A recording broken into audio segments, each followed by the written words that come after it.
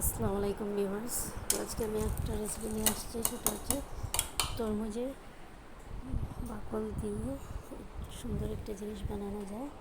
সেটা যে কোনো চেরির মধ্যে, কেকের মধ্যে দিতে পারবেন, এমনি খেতে পারবেন। তাই আমি আজকে আপনাদেরকে বানিয়ে দেখাবো। এখানে আমি চিনির লাভ বানিয়ে নিয়েছি, আর তরমুজের বাকলটা আমি বয়েল করে নিয়েছি।